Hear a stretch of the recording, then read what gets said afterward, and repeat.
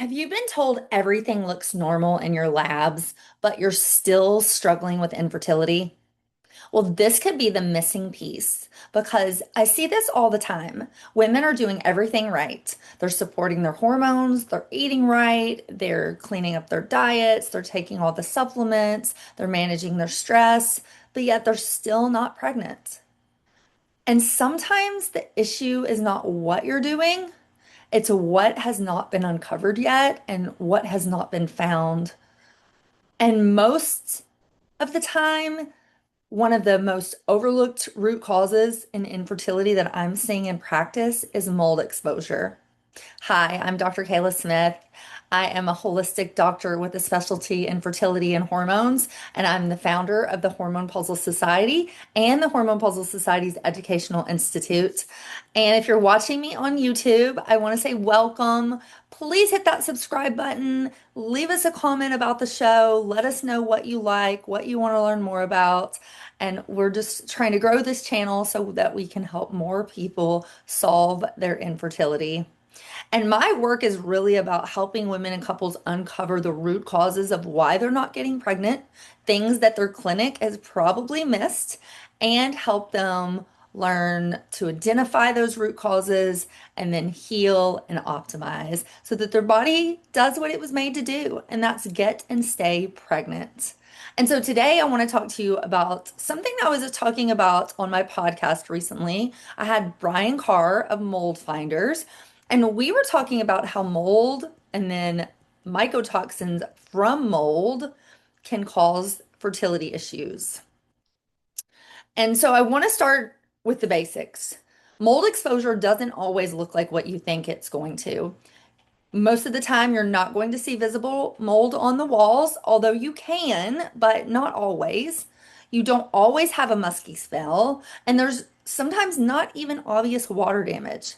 Sometimes it's hidden behind walls in HVAC systems and in previous water damage environments that you might have forgotten about. And the big issue is this. Mold produces mycotoxins, and mycotoxins are highly toxic to the human body. And most of the time, a fertility workup, if you're working with a clinic, they're only looking at things like hormones, ovarian reserve, AMH, maybe anatomy, maybe they do a sonogram or an HSG. And so we don't always find mold in these types of tests. And most clinics are not looking at environmental toxic load. And usually, most women are told everything is fine. But if they have mold and mycotoxins in their system, then their body is under stress. It is being attacked from the inside, and it will never get pregnant if the body is stressed and it doesn't feel safe. So, how does mold affect fertility? So, let's break it down. So, mycotoxins interfere with hormone signaling, which can impact estrogen dominance and estrogen balance, progesterone levels, cortisol and stress levels, thyroid function. And when all of those hormones are dysregulated, it can affect ovulation, cycle health. Cycles become irregular, they become heavier. It can affect implantation and the uterine environment. It can also aggravate and even I believe one of the root causes of things like endometriosis, fibroids, cysts, polyps, any kind of growth where the body's trying to protect itself, it can be linked to toxins. The other piece of this is mold and mycotoxins. They can trigger chronic inflammation in the body. Inflammation can impact things like egg quality, semen quality in men, uterine environment, implantation success, and your ability to get and stay pregnant. And then the last piece is these toxins are a toxin. And so when the body is full of toxins, it makes it really hard to detox. So we're not just dealing with mold and mycotoxins, but we're also dealing with other environmental toxins, glyphosate and phthalates and forever chemicals.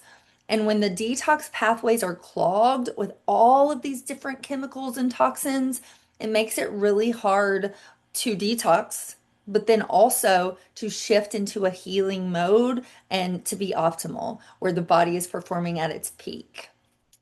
So the bottom line is fertility requires safety, and mold and mycotoxins create internal stress.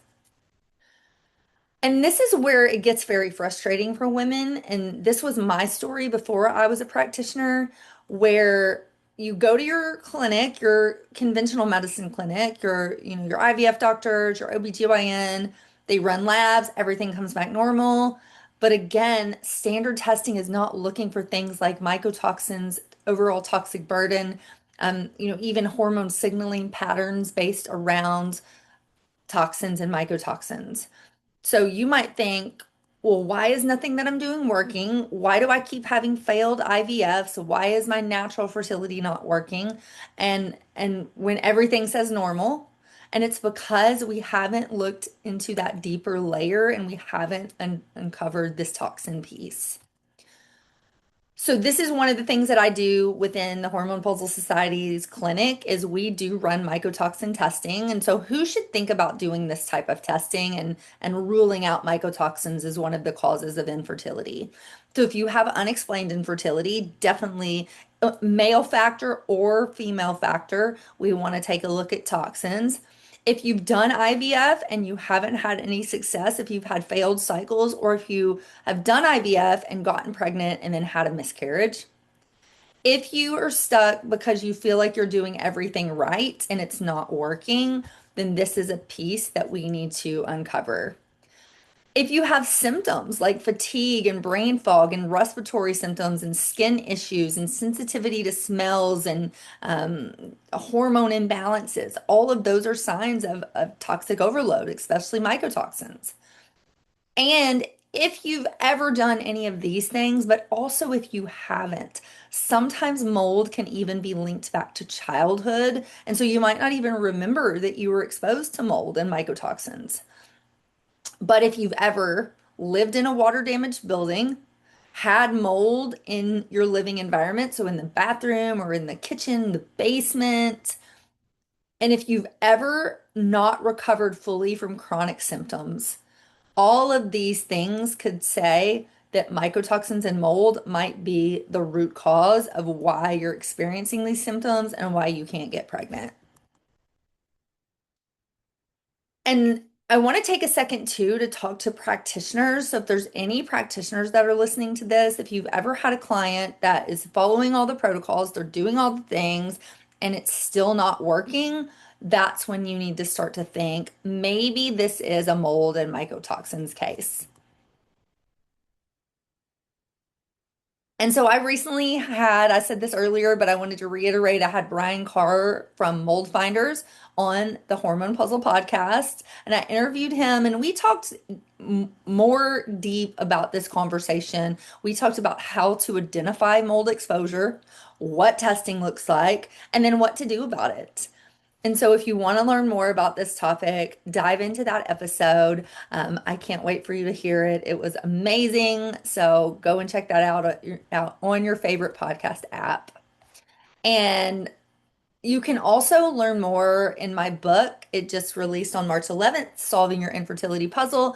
I have a whole chapter on toxins and mycotoxin testing and detox.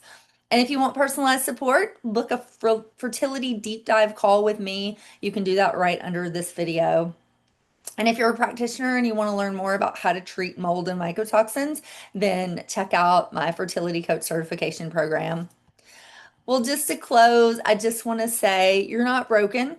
Your body is just giving you signs. It is telling you that you need to pay attention. We just have to uncover, is this a mold and mycotoxins case or is this something off? But know that you can and will heal. True healing is possible. So when you begin to have that mindset, things will start to shift.